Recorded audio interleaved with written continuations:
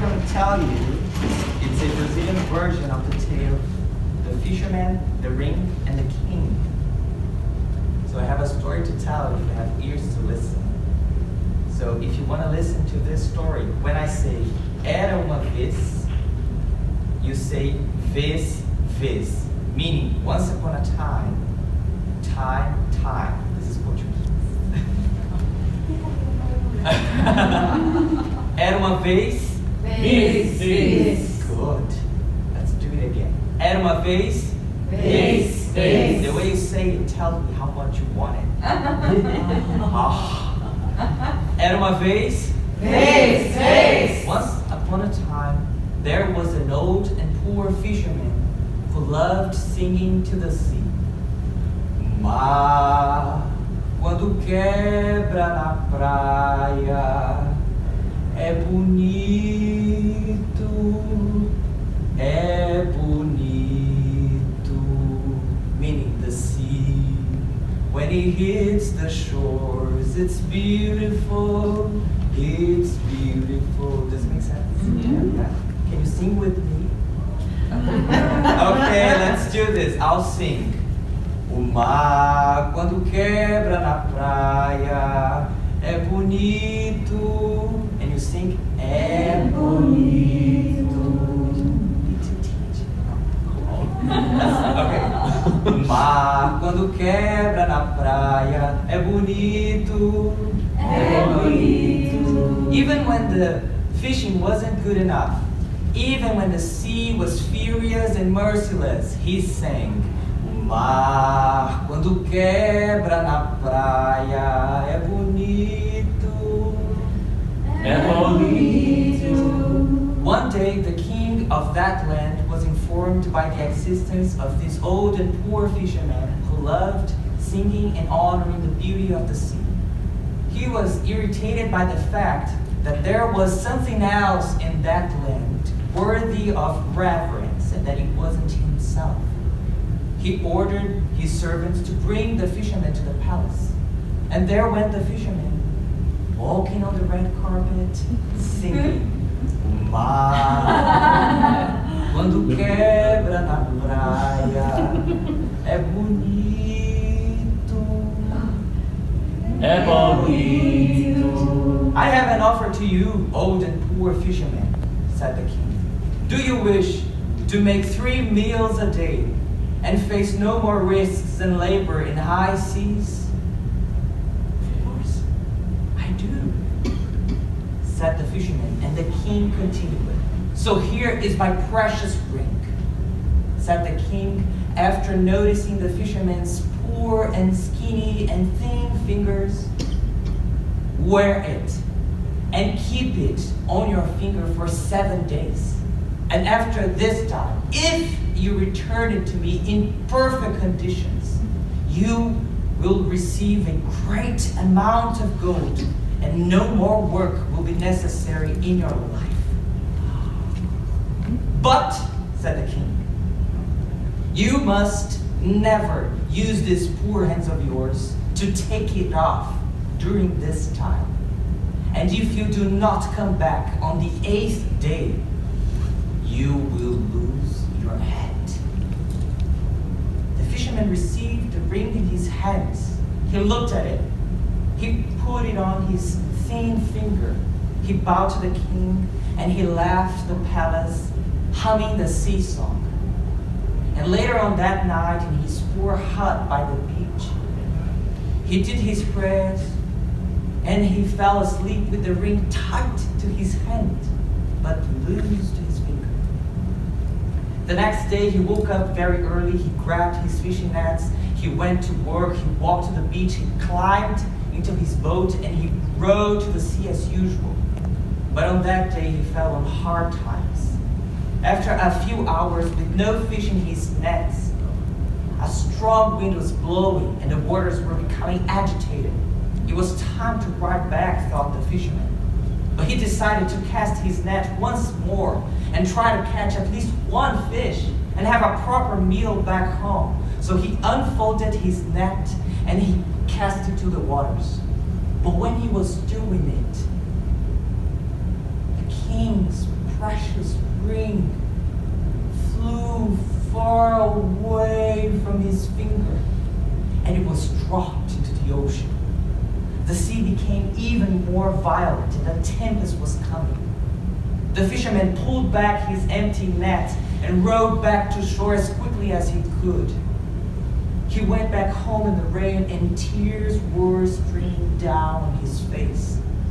And later on that night, in his poor hut, he ate some leftovers, laid down in his straw bed. But not having the king's precious ring on his finger, he sobbed and sang, "Mar, quando quebra na praia, é bonito, é bonito." He didn't go fishing the next day. He couldn't stop thinking about the deep ocean and the fact the waters had swallowed the king's precious ring. He didn't visit the sea during all the following days, until on the 7th day, he chose to do something different. While he was doing his prayers in the early morning, he thought, yes, I will die. My head will grow, but I will say goodbye to the sea first.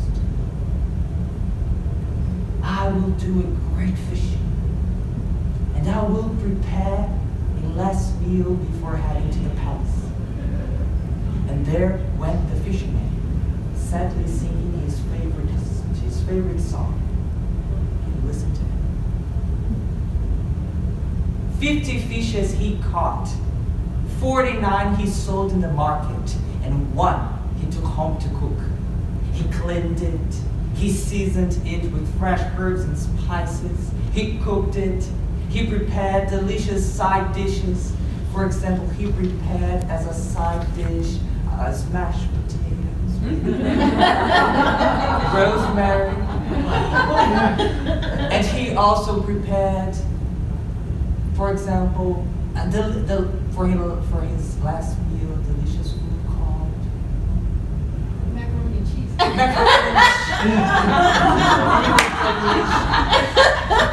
And he also prepared meatloaf. He served himself, if you're telling it. He served himself. He took his wooden knife and fork. He smelled that delicious aroma. He contemplated his dish for a few seconds. And he started eating the most delicious food he had ever cooked. And while he was eating, he could listen to the sea waves hitting the shores outside. But when he was chewing some fish, he choked and he couldn't breathe, and he tried to recover his breath. He tried until suddenly the king's ring. He cleaned it, he put it on his finger, he ran towards the palace. The doors were open to him. He walked on the red carpet, he bowed to the king, and the king said, "So, where's my ring?" "Fisherman." And he, revealing his hands, he said, "Here it is. Here it is, your majesty." The king laughed, and he asked, "How can I know? How can I know for sure you had it on your finger for doing all these days as the demon? How can I know for sure you didn't have it somewhere else safe and sound while you were casting your nets as the demon?" And the fisherman said, "It's simple, your majesty. I have a story to tell, if you have ears to listen." And the king said, "Oh, I love stories." "Tell me." So the fisherman told the whole story to the king. He told the king about the movement of the sea, about when he had cast his fishing nets into the water, about how the salty waters took him the ring away. He told the king about the tempest. He told the king about how the ring was surprisingly returned. And his exquisite last meal. And he reaffirmed that during all these days, he never used his poor hands to take it off as the deal. After listening to the fisherman's story, the king began to smile with his eyes, like we do. But he asked, what if it's just a fisherman's tale? And the fisherman said, I swear by my head and by the sea waves that now hit the shores outside, that it was exactly how it happened. The king took a deep breath.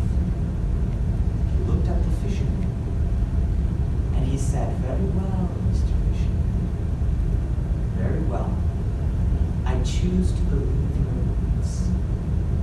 So today I declare no head will grow and no blood will be spilled. Bring him the reward.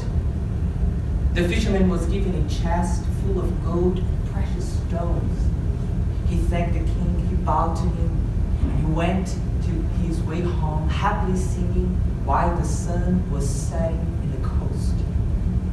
And later on that night, the king of that land decided to leave his royal palace for a moment and have a walk on the shore. And on that night, they say that near the beach, under the stars and the moonlight, one could see and listen to the king himself contemplating the sea and singing from his heart. Mar, quando quebra na praia.